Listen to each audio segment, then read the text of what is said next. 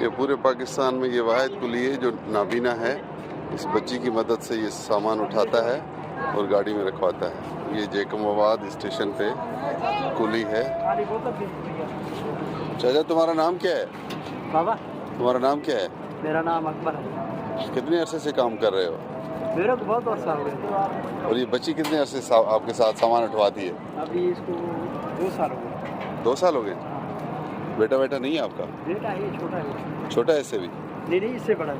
अच्छा, फिर उस ठीक है हवा ठीक है। मेहरबानी। लोग इजरत आपको सही देते हैं? बस कोई देने वाले होते हैं, सही देते हैं।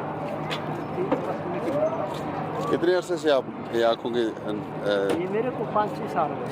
अच्छा, और स्टेशन में कितना अरसे से काम कर रहे हो? ये मेरे को तकरीबन 24 साल हो गए। 25 इधर ही जैकमाबाद स्टेशन।